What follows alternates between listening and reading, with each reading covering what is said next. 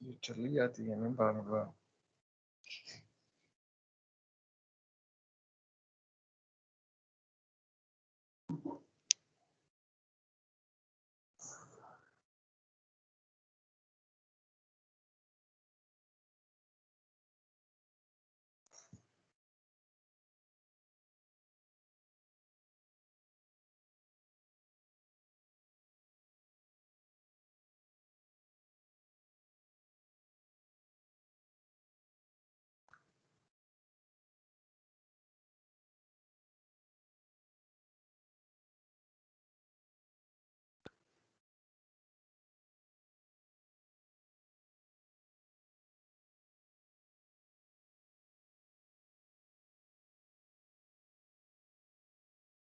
Sumit ji,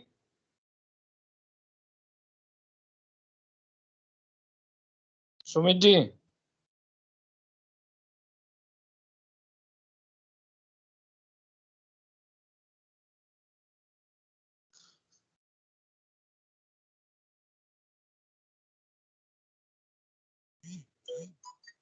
please start the recording sir. Sir कर दिए start. Okay, okay. Today we will also discuss about the outline of presentation. In outline of presentation, in the last, as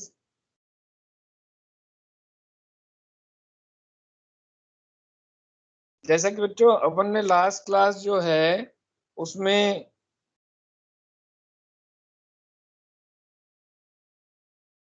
करा था, तो हम उसमें कह रहे थे कि कैरेक्टरिस्टिक फीचर जो होंगे वो क्या होंगे। तो कैरेक्टरिस्टिक फीचर्स का क्वेश्चन जो बनता है वो ऐसा कोई क्वेश्चन नहीं बनता है, तो आप जो है उसको इन शॉर्ट कर लें, क्योंकि कैरेक्टरिस्टिक फीचर जो है वो कम मार्क्स का क्वेश्चन बनता है, फर्स्ट थिंग।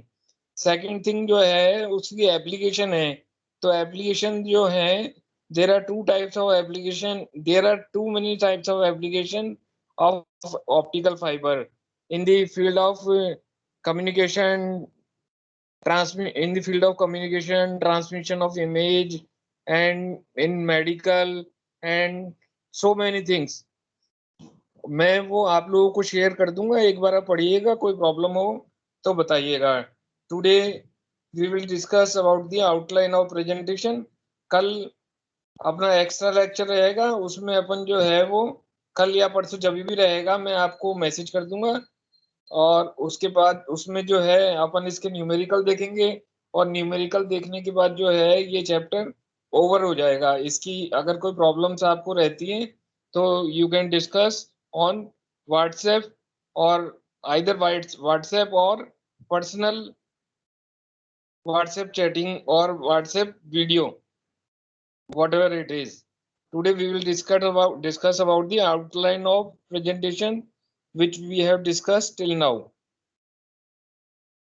इंट्रोडक्शन अपन जैसे पहले कह कर आए थे, ऑप्टिकल फाइबर जो है वो ट्रांसमिशन जो है उसमें ये रहता है, पल्स या सिग्नल्स जो है एक जगह से दूसरी जगह जो है वो ट्रांसफॉर्मेशन होता है। और जनरली जो है सिग्नल्स ट्रांसमिशन की अपन जब बात करते हैं लाइट सिग्नल ट्रांसमिशन की, तो अपन इलेक्ट्रोमैग्नेटिक सिग्नल्स की बात करते हैं।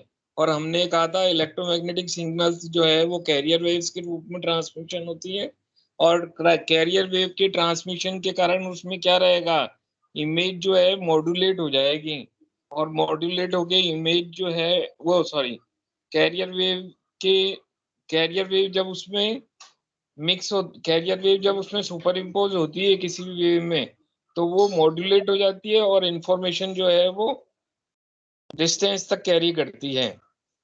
सेकंड, यहाँ देखें जरा पॉइंट्स के रूप में डिस्कस कर रहे हैं अपन, क्योंकि पढ़कर आए हैं सब कुछ। ऑप्टिकल फाइबर जो है it is a dielectric waveguide that operate at optical frequencies. This fiber waveguides is normally cylindrical in form, means what we mean is dielectrical waveguide होगी। डाइलेक्ट्रिक वेवगाइड मींस ये जो बना हुआ होगा कोर क्लैडिंग जो है वो डाइलेक्ट्रिक मटेरियल से बना हुआ होगा। डाइलेक्ट्रिक मटेरियल जैसे हम ये कह रहे हैं ग्लास का बना हुआ होगा, पॉलीमर का बना हुआ होगा, एक्राइलिक शीट का बना हुआ होगा, किसी भी इस तरह का बना हुआ होगा, ठीक है। और ये हमने ये कहा कि नॉर्मली सिलेंड्रिकल होती है, और साथ में हमने ये कहा भी था, जैसे कल मैंने मैंने जो है, अब सुमित सर ने भी बताया था बाद में कि ऑप्टिकल वेव, ये ऑप्टिकल फाइबर के एडवांटेज क्या है। तो उनमें से जो है ऑप्टिकल फाइबर के जो है एक एडवांटेज ये भी है, सबसे बड़ा एडवांटेज, कि वो किसी भी तरह की फॉर्म जब बनाता है, आइदर सिलेंड्रिकल और लीनियर या कोई भी शेप बनाता है, तो उसके सिग्नल जो है उसके ट्रांसमिशन में कोई फर्क नहीं पड़ता, कोई एटेन्यूएशन नहीं होते, कोई लॉसेस नहीं होते। वो एक जगह से दूसरी जगह तक विदाउट एनी लॉसेस जो है वो प्रोपोगेट होते रहते हैं। नेक्स्ट इसमें फंक्शन देखें, फंक्शन जो बता रखा है, इसने क्या रखा है, इलेक्ट्रोमैग्नेटिक एनर्जी जो है in the form of light जो रहती हैं, वो एक सरफेस से दूसरी सरफेस में जो भी आपकी ऑप्टिकल फाइबर की एक्सिस रहेगी उसमें प्रोपोगेट होती रहेगी। ओके। नेक्स्ट जो है वो प्रिंसिपल, प्रिंसिपल के लिए हम कह कर आए थे कि, और इस ऑप्टिकल फाइबर का प्रिंसिपल जो रहेगा that is total internal reflection. और टोटल इंटरनल रिफ्लेक्शन के लिए हम ये कह कर ही आए कि जैसा इसने बता रखा है, as in the slide, suppose n1 is the refractive index of medium 1 and n2 is the refractive index of medium 2 and phi 1 is the angle of inclination। जो भी आपका inclined angle है वो इसने phi 1 से रिप्रेजेंट करा है, ठीक है। तो हम यह देख सकते हैं कि लाइट रे, when light ray is incident on the interface between two medium means denser और रेयरर मीडियम की किसी भी सरफेस पे जो है वो जब इंसिडेंट होती है, तो बेसिकली क्या होगा कि हैविंग ग्रेटर इंडिसेंस, हैविंग, तो आप क्या होगा, हम ये कहकर आए जब डेंसर से रेयरर में जब वो जाती है और क्रिटिकल एंगल से ज्यादा एंगल बनाते हुए जाती है या उसके इक्वल एंगल बनाते हुए जाती है, तो वो टोटली इंटरनल रिफ्लेक्ट हो जाती हैं, ठीक है। ये डिस्कशन अपन कल करके आए थे। Next refractive index, refractive index of medium जो है ये हम 8th 9th में ही पढ़ कर आए हैं, is defined as the velocity ratio of the velocity of light in vacuum to the velocity of light in the medium, ठीक है। नेक्स्ट अब इसने यहाँ पर जो है प्रोपोगेशन ऑफ लाइट का बता रखा है with in an optical fibre with the theory of light. तो थ्योरी ऑफ लाइट में जैसे इसने पॉइंट्स कर रखे हैं, इन पॉइंट्स को मैं क्लियर कर रहा हूँ क्योंकि जो है ये एक तरह से अपने पास पीपीटी के रूप में मैं आपको शेयर करूंगा तो आपको समझ में आना चाहिए। तो हम क्या कह रहे हैं, suppose A ray of light travels more slowly in an optical dense medium that then in one that in that is less devices। कई कई बार आवाज जो है वो ब्रेक हो रही है सिग्नल्स के कारण, तो आप चाहें तो आपको, क्योंकि स्क्रीन शेयर हो रही है इसलिए आप चाहें तो देख भी सकते हैं पढ़ के। तो यहाँ पर अपन ने क्या करा, high refractive index, high refractive index जहाँ पर है तो आप क्या कहेंगे कि डेंसर मीडियम है, तो हाई रिफ्रैक्टिव इंडेक्स से लो रिफ्रैक्टिव इंडेक्स की तरफ गई, और रे जो है वो तो क्या होगा, अगर उसमें क्रिटिकल एंगल की कोई बात नहीं करेंगे तो क्या होगा, कुछ पार्ट तो जो है रिफ्लेक्ट हो जाएगा और कुछ पार्ट रिफ्रैक्ट हो जाएगा। तो यहाँ इसने बताया है कि कुछ पार्ट गया आपका इस पर्टिकुलर पॉइंट पे आया, और पॉइंट पे आने के बाद कुछ पार्ट तो जो है इंटरनल रिफ्लेक्शन हो गया और कुछ पार्ट जो है वो ट्रांसमिशन हो गया, जिसको इसने एग्जिट रे के रूप में लिख के बताया है। ये सरफेस जो है इसने ग्लास एयर की सरफेस बताई है।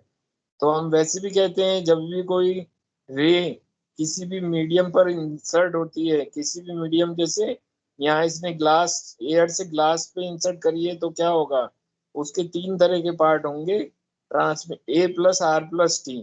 कुछ पार्ट ट्रांसमिशन का हो जाएगा, कुछ पार्ट एब्जॉर्बेंस का हो जाएगा, और कुछ पार्ट जो है वो रिफ्लेक्शन का हो जाएगा।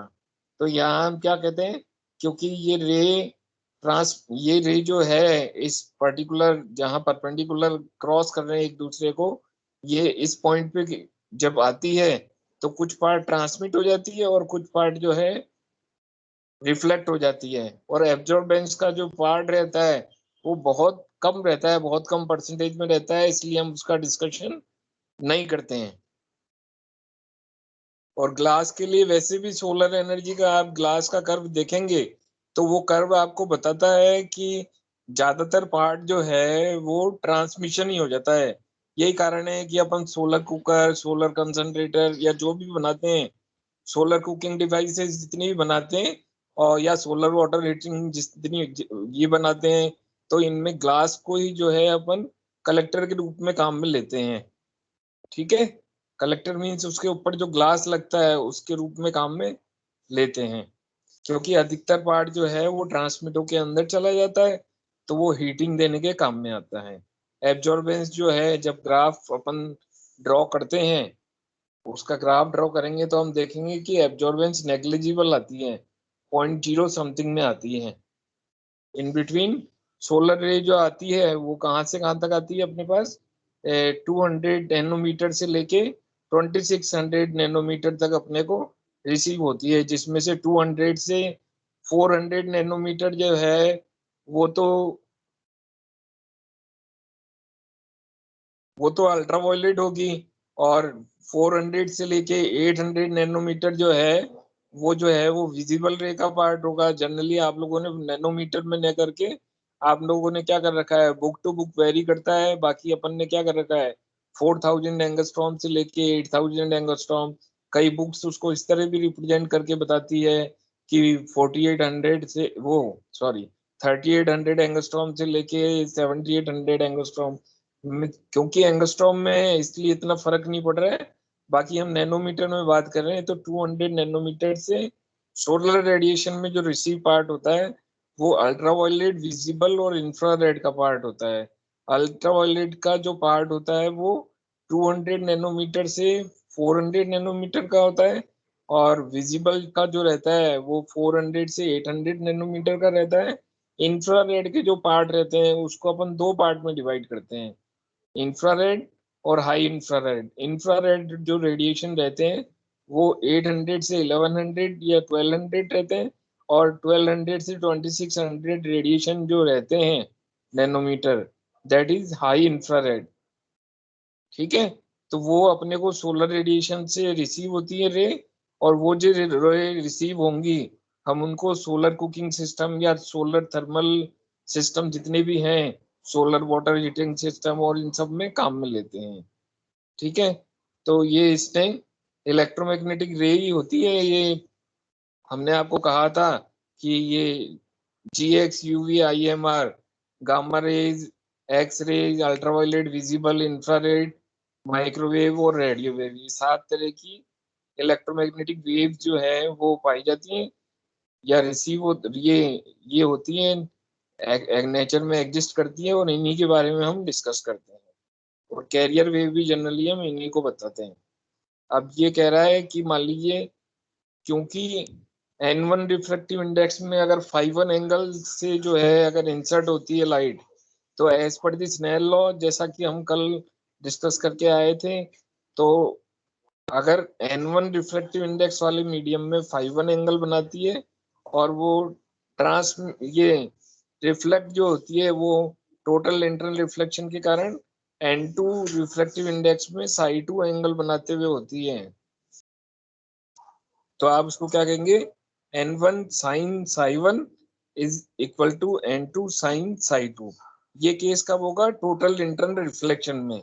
और जब टोटल इंटरनल रिफ्लेक्शन होगा तो एंगल ऑफ रिफ्रैक्शन, रिफ्रैक्शन देखे जरा यहाँ पर, इसमें देखे जरा, एंगल ऑफ रिफ्रैक्शन जो φ2 है, जब टोटल इंटरनल रिफ्लेक्शन होगा तो इसका मतलब क्या होगा, ये इस पैरेलल सरफेस से बाहर नहीं जाएगी। इसका मतलब φ2 की वैल्यू कितनी होगी, φ2 की वैल्यू जो है वो 90 डिग्री हो जाएगी।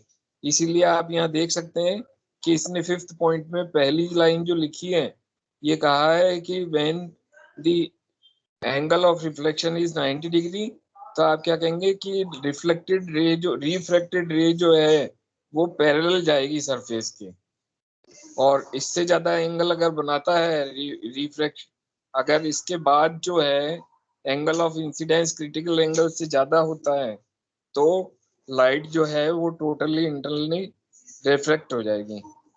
नेक्स्ट ये देखें जरा, इससे ज्यादा एंगल बनाने का मतलब हम क्या कह रहे हैं कि जैसे 5C एंगल से इंसर्ट हो रही है लाइट, तो इसका मतलब इंसिडेंट एंगल क्रिटिकल एंगल से ज्यादा है, तो क्या होगा अराउंड ये 7 पॉइंट में इसने लिख के भी दे रखा है कि he has written that 99.9% रे जो है वो टोटली इंटरनली रिफ्लेक्ट हो जाती है और इसकी बहुत ज्यादा एक्यूरेसी या एफिशिएंसी रहती है। ठीक है, next condition to achieve total internal reflection, हमने कंडीशन जो बताई है वो कंडीशन क्या बताई है? पहली कंडीशन ये बताई है कि light is incident on the dielectric of lower refractive index from the dielectric of higher refractive index, मतलब डेंसर मीडियम से रेयरर मीडियम में लाइट जानी चाहिए। ये तो टोटल इंटरनल रिफ्लेक्शन की पहली कंडीशन होगी। Second condition is angle of incidence exceed the critical value, means angle of incidence जो रहेगा वो क्रिटिकल एंगल को जो क्रिटिकल एंगल से ज्यादा होना चाहिए। ठीक है, जैसा कि as per we have discuss in the previous slide number 7। ठीक है, ये तो इसने दो कंडीशन बताई है, condition of total internal reflection. Next, अब फाइबर्स, ऑप्टिकल फाइबर जो है वो कई तरह के होंगे। जैसे सपोज फर्स्ट जो ऑप्टिकल फाइबर होता है वो स्टेप इंडेक्स फाइबर होता है, सेकंड जो रहता है वो ग्रेडेड इंडेक्स फाइबर होता है। एक्चुअल में ये अपना जो सिलेबस जो है वो कोर्स कटिंग करने के कारण अपना सिलेबस छोटा हो गया है, जैसा कि कोरोना की कंडीशन चल रही है तो अपने सिलेबस में से कुछ पॉइंट हटा दिए गए हैं, तो इसमें कितने तरह के fibres, how many types of fibre we have, और ये सब हटा दी गई हैं। है तो वैसी आसान सी, अगर आप पढ़ना चाहें अपनी बेसिक नॉलेज के लिए तो इनको पढ़ भी सकते हैं। जैसे स्टेप इंडेक्स फाइबर के लिए बात करें, there are two types of step index fibre, single mode और मल्टी मोड। अब देखें जरा, सिंगल स्टेप इंडेक्स फाइबर में होता क्या है basically, the refractive index of core is maximum and constant through out the core. तो बेसिकली क्या होगा, रिफ्रैक्टिव इंडेक्स कोर का जो है वो मैक्सिमम होगा। वैसे तो क्या रहता है, ये सभी ऑप्टिकल फाइबर में हम ये कह के चलते हैं कोर का मैक्सिमम ही रहता है विद रेस्पेक्ट टू क्लैडिंग, या आप ये कह सकते हैं कि कोर जो है वो डेंसर होती है, या आप ये कह सकते हैं रिफ्रैक्टिव इंडेक्स ज्यादा रहेगा। तीनों में बात एक ही बात है। और कांस्टेंट रहेगा through out the core, core जहां तक है या फाइबर जहां तक है वहां तक कांस्टेंट ही रहेगा, उसमें कोई भी फ्लक्चुएशन या चेंजेस नहीं होंगे। सेकंड ये कह रहा है कि there is a step wise decrease of refractive index in cladding. तो आपका स्टेप इंडेक्स फाइबर में क्या होगा, स्टेप वाइज डिक्रीज रहेगी, स्टेप वाइज डिक्रीज रहेगा क्लैडिंग का रिफ्रैक्टिव इंडेक्स। बात समझ गए कि कोर का रिफ्रैक्टिव इंडेक्स तो जो है वो कॉमन रहेगा, ऐसे की ऐसे ही चलता रहेगा, जबकि क्लैडिंग का रिफ्रैक्टिव इंडेक्स जो है वो कम हो जाएगा। और वो होगा क्या, क्योंकि नाम ही इसको अपन ने दे रखा है स्टेप इंडेक्स फाइबर, तो स्टेप वाइज जो है वो डिक्रीज होगा। ठीक है, ऐसा नहीं है कहीं इंक्रीज हो रहा है कहीं डिक्रीज हो रहा है, स्टेप वाइज डिक्रीज होगा और वो बहुत कम परसेंटेज में डिक्रीज होगा। और रिफ्रैक्टिव इंडेक्स जो निकालेंगे अपन क्लैडिंग का, वो वैसे तो इसने, अगर अपन देखें तो मैथमेटिक्स है, और मैथमेटिकल स्टैटिक मैथमेटिक्स को जो है सॉल्व करके इसने फॉर्मूला निकाला है, क्योंकि सिलेबस में नहीं है इसलिए हम जो है फॉर्मूला कैसे निकाला है उसको डिस्कस नहीं कर रहे, डायरेक्ट ही कह रहे हैं कि क्लैडिंग का जो रिफ्रैक्टिव इंडेक्स रहेगा वो that is given by n2, and n2 refractive index of cladding is n2 and it is given by n2 equal to n1 bracket of 1 minus delta. और डेल्टा की वैल्यू हम पहले ही discuss करके आए हैं जब हमने न्यूमेरिकल अपर्चर निकाला था, डेल्टा की वैल्यू होती क्या है।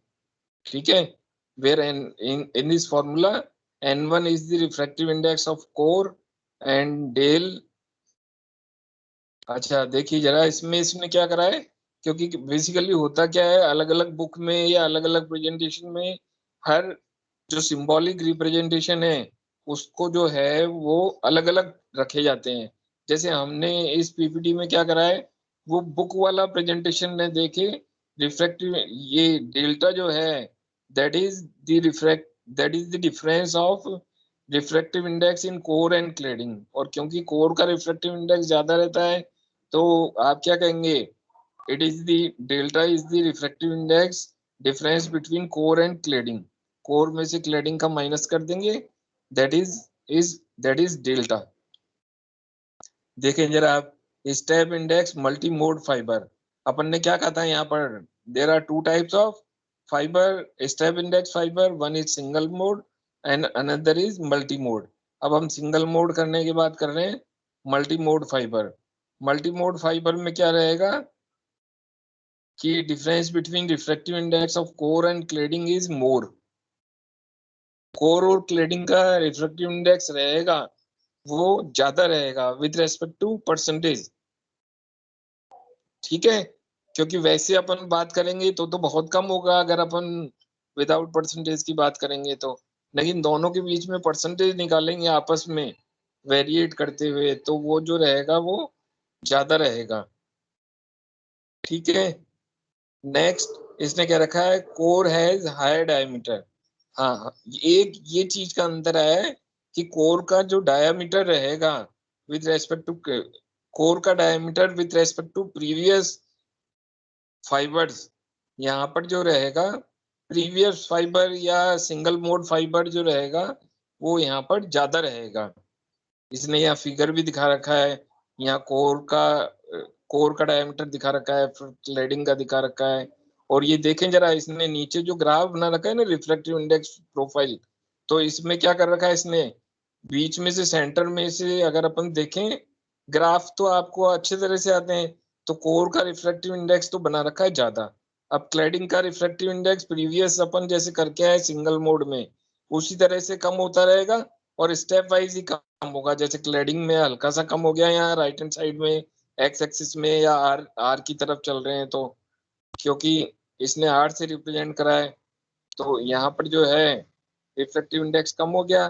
फिर और थोड़ा सा आगे चले क्लैडिंग का और थोड़ा सा कम हो गया, तो रहेगा तो क्या रहेगा, step index means step wise कम होगा, लेकिन रहेगा कम कम ही, सॉरी, स्टेप इंडेक्स मतलब क्या रहेगा, स्टेप वाइज कम होगा लेकिन उसकी डिक्रीजिंग वैल्यू जो रहेगी वो बहुत ही स्लो रहेगी या कम रहेगी। ठीक है, यहाँ पर केवल एक चेंज क्या है उसमें सिंगल मोड और मल्टी मोड में, कि यहाँ पर कोर का डाया ज्यादा है और वहां पर कोर का डाया जो है वो कम था।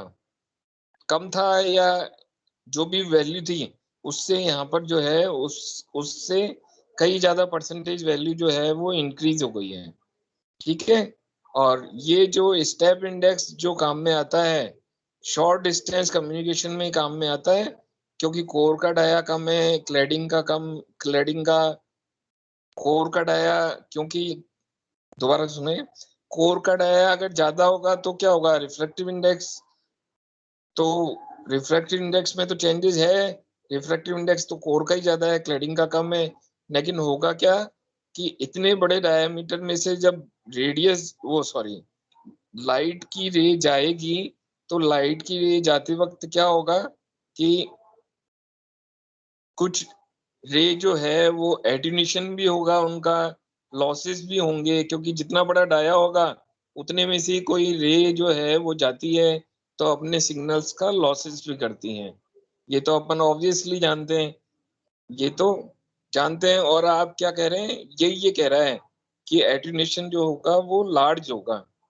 ठीक है, लास्ट लाइन इसने यही कही है। मैं आपको जो है लिंक शेयर करूंगा और आप जो है इसको जो है एक बार पढ़ लें हल्का सा, क्योंकि वैसे तो ये सिलेबस में नहीं है लेकिन नॉलेज के लिए अपने को पता होना चाहिए, इसमें इतना बहुत ज्यादा डीप इसने अपन ने इस पीपीटी में दिया भी नहीं है। नेक्स्ट देखें, अब हमने कहा था स्टेप इंडेक्स जो फाइबर रहते हैं, वो स्टेप इंडेक्स फाइबर भी जो रहते हैं वो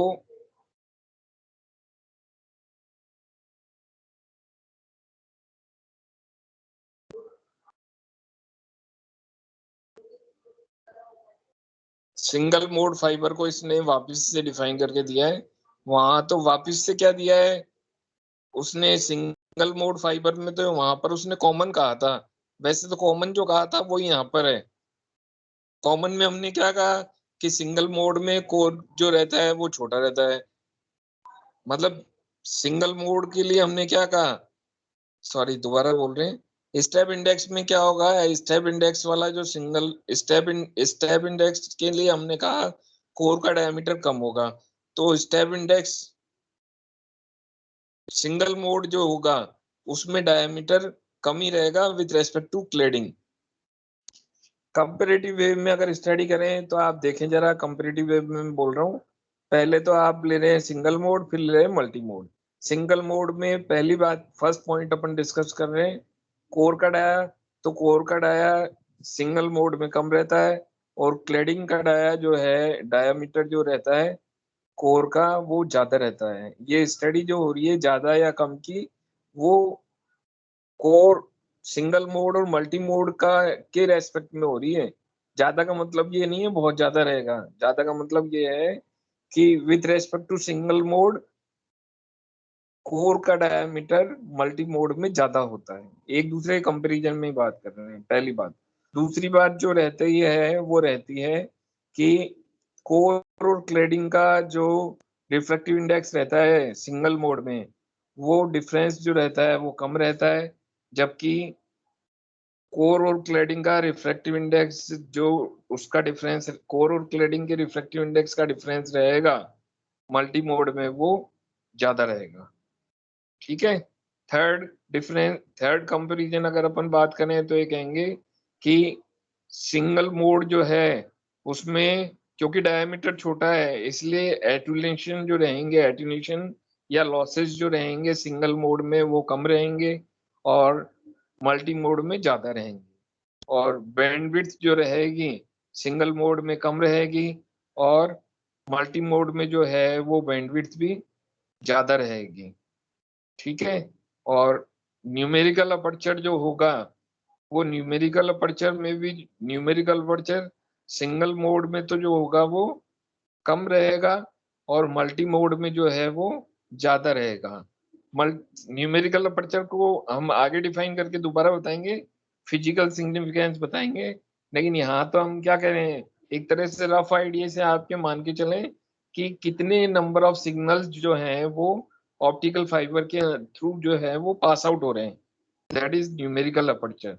न्यूमेरिकल अपर्चर की जो हमने डेफिनेशन दी है और हमने जो सिंगल मोड मल्टी मोड को समझा है, अगर कोर का डाया कम है तो जाहिर सी बात है उसका न्यूमेरिकल अपर्चर भी कम होगा। को बात समझ रहे हैं, न्यूमेरिकल अपर्चर कम होगा तो उसमें सिग्नल भी कम ही जाएंगे। मल्टी मोड का कोर का डाया ज्यादा है तो उसमें से सिग्नल भी ज्यादा जाएंगे, तो आप कह सकते हैं हाई न्यूमेरिकल अपर्चर रहेगा। ठीक है। और सिंगल मोड जो है वो लॉन्ग डिस्टेंस कम्युनिकेशन के काम में आएगा और मल्टी मोड जो है वो लो डिस्टेंस कम्युनिकेशन के काम में आएगा। इन दोनों को एक बार पढ़ोगे तो ये जो लिखा हुआ है वो इसी तरह से लिखा हुआ है कि आप लोग इनमें जो है पॉइंट वाइज जो है वो डिफरेंस बना सकते हैं। चाहते तो अपन इसको एक टेबल में लिखते तो बेटर रहता। आप कैसे लिखेंगे कभी। ठीक है। अब देखें graded index fibre. Graded index fibre में इसने क्या कह रखा है कि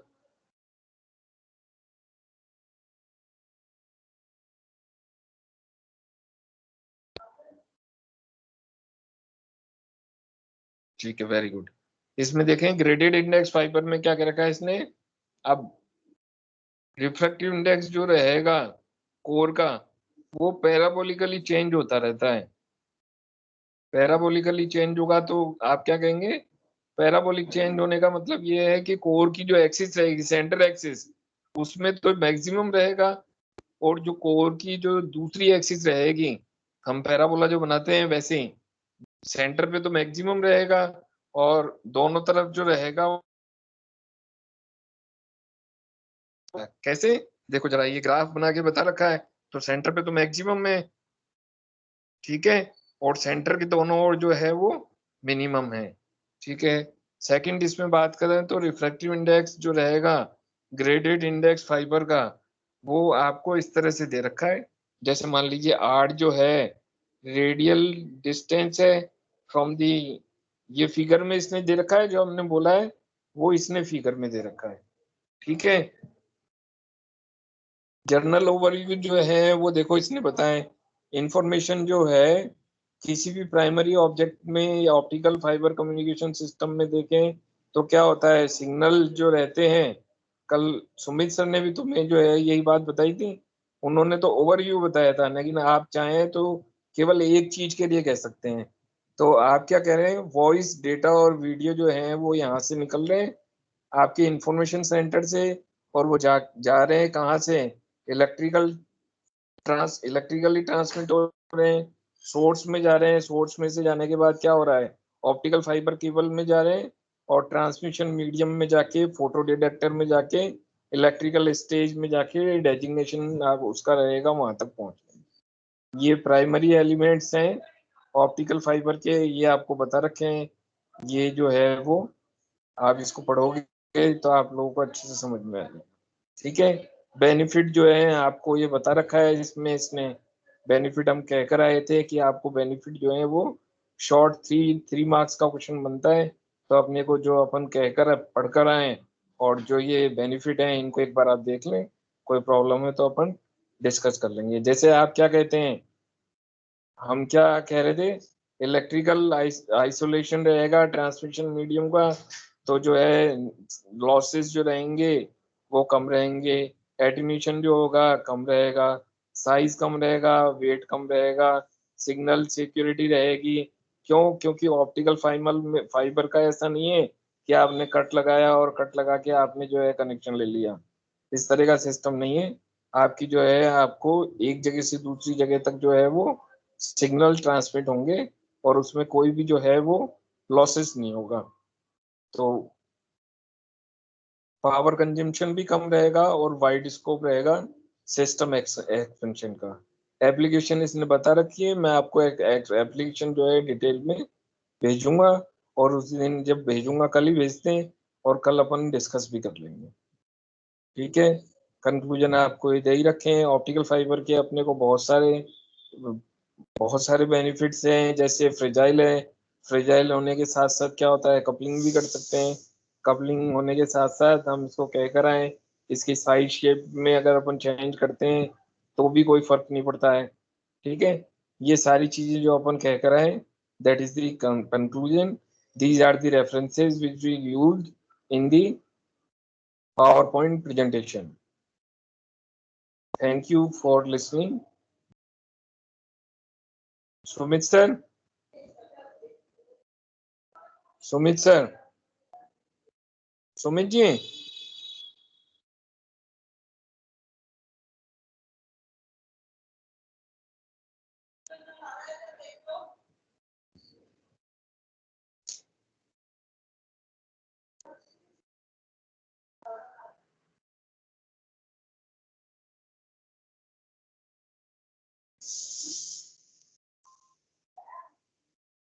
आशीष, Ashish, yes sir, yes sir. बच्चे अटेंडेंस जो है वो व्हाट्सएप करो। ठीक है सर, ले ली। और सुमित जी कनेक्टेड हैं क्या? नो सर, लीव कर दिया सर ने। लीव कर दिया है तो ठीक है, कोई बात नहीं, अटेंडेंस जो है वो करो, देखें तुम एक बार। कर दिया सर, कर दिया ना? सेंड कर रहा हूँ। अब एक सेकंड होल्ड पे रहना बस।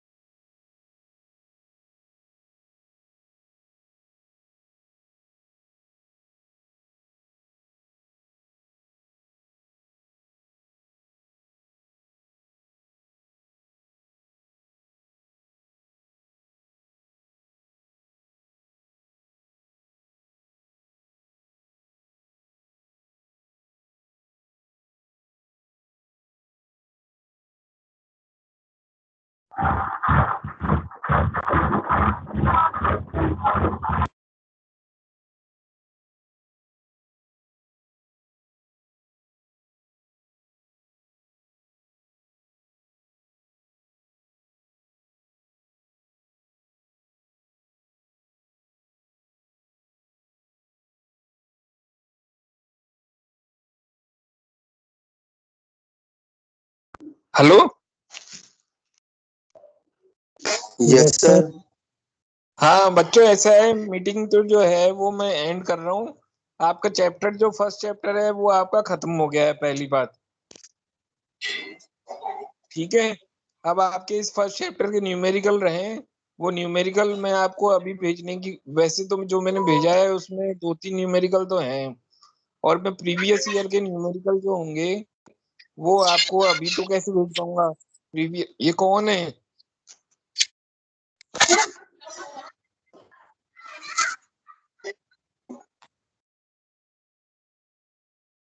जो पुराने सालों के जो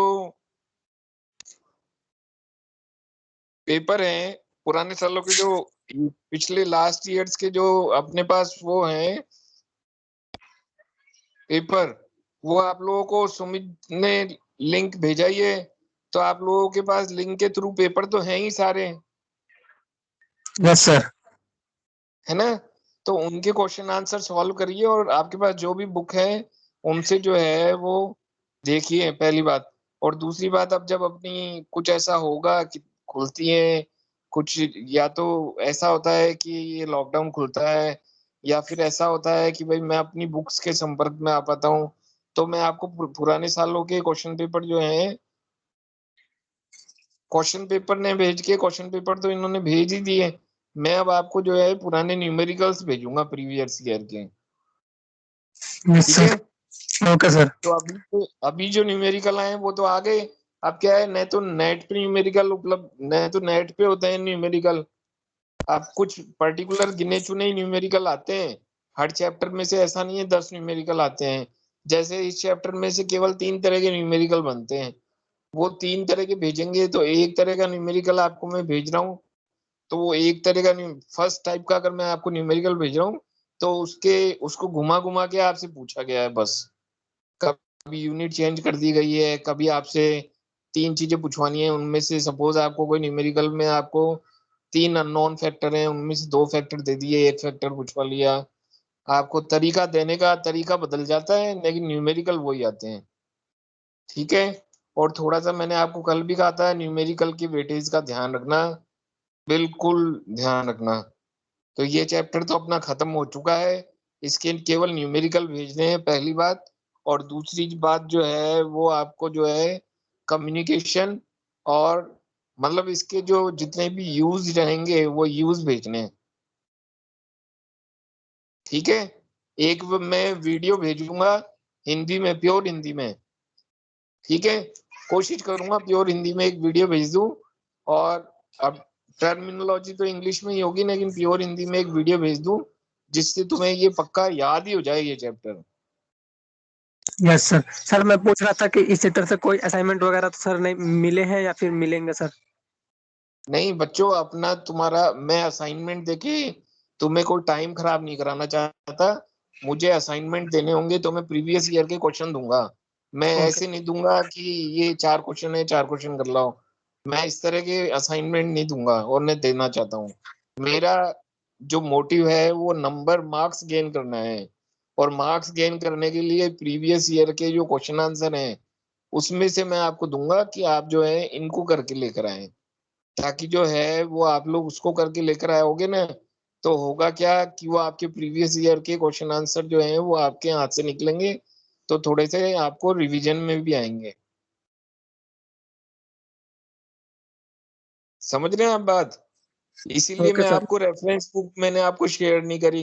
रेफरेंस बुक तो मेरे पास भी पड़ी है कई सारी, लेकिन रेफरेंस बुक में ये है, अब तुम्हारे पास टाइम तो जरा सा है। 8 तारीख से तुम्हारा फर्स्ट मिड टर्म चालू हो रहा है। बात समझ रहे हैं आप लोग? Yes sir. तो अपने को मार्क्स ऑब्जेक्टिव होके चलना है, कि मार्क्स आने चाहिए अपने, और मार्क्स आने नहीं चाहिए, 100% मार्क्स आने चाहिए। Who is this? ये कौन है जिसने अपनी स्क्रीन शेयर करी है?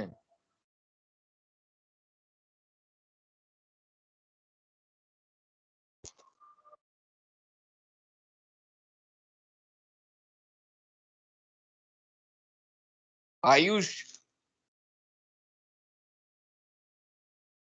आयुष,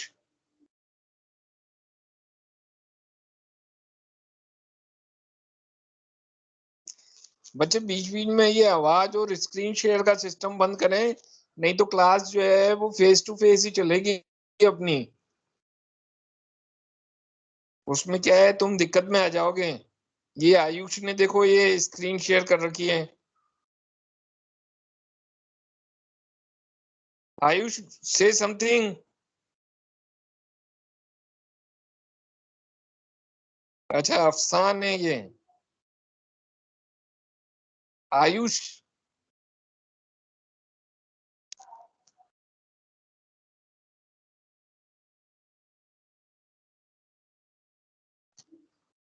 अरे कोई क्लास में आयुष नाम का भी कोई बच्चा है? सर क्लास में है सर वो। है ना? तो बच्चों थोड़ा सा ये ध्यान रखा करो। सर अगर आप लोगों ने नेक्स्ट टाइम इस तरह से की कोई बात करी कि क्लास में जो है कभी भी आके और स्क्रीन शेयर कर दी, तो फिर अपन ऑनलाइन ही पढ़ेंगे। फिर अपन ऑनलाइन मतलब फेस टू फेस, सबको कैमरा ऑन रखना है। फर्स्ट और लास्ट वार्निंग है, क्योंकि मैं तो बैठा हूँ, मुझे तो बैठ के ही क्लास लेनी है। मेरा तो प्रेजेंटेशन चालू है ही, वीडियो बन जाएगा, उससे कोई दिक्कत भी नहीं है मुझे तो।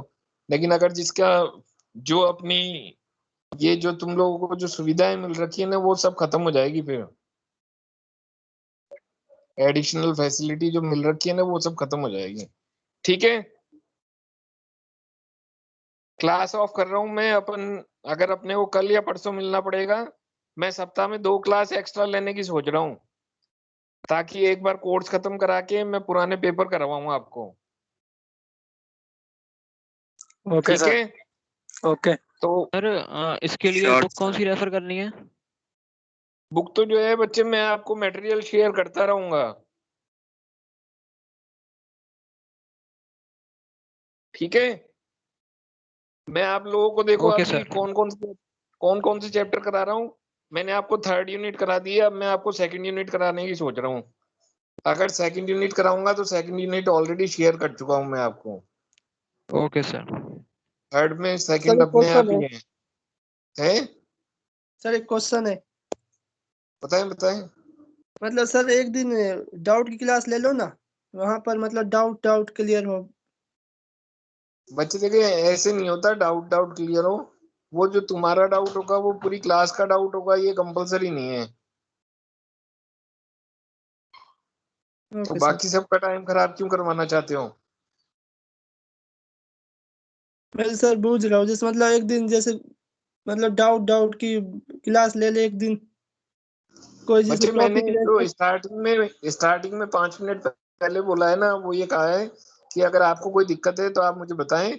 और आपको मैटर शेयर कर रखा है, आप मुझे मैटर में ही बता दें कि मेरे को इस लाइन के बाद इस लाइन में दिक्कत है। Okay sir. है ना? ये तो कर सकते हो। अब तो अपन ने बिल्कुल वर्ड टू वर्ड करा है। मैंने तुम्हें वर्ड टू वर्ड ऐसे पढ़ के नहीं बताया कि किसी बच्चे से क्लास में खड़ा होके और ऐसे कह दिया जाए कि बेटा पढ़ो और फिर मैं मतलब समझाता हूँ। लेकिन फिर भी काफी कुछ जो है वर्ड टू वर्ड ही पढ़ा है, तो इसलिए कोई दिक्कत नहीं आनी चाहिए। और फिर भी दिक्कत आती है तो आप मुझे व्हाट्सएप पे भेजें, मैं आपसे मैं आपको कांटेक्ट करके और फिर टाइम देके और फिर अपन डिस्कस कर लेंगे। स्क्रीनशॉट खींच के आप ये तो कह सकते हो कि सर इसके बाद ये स्टेप कैसे आया। Okay sir, thanks, thank you. Yes sir.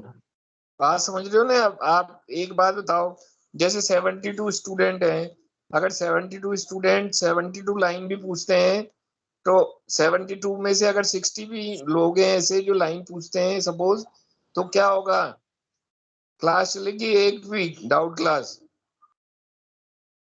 तो ऐसा जैसी कोई क्लास चलाने से कोई मतलब नहीं है। आपको जिसको दिक्कत हो वो पूछे, जिसको दिक्कत ही नहीं है वो क्या पूछेगा?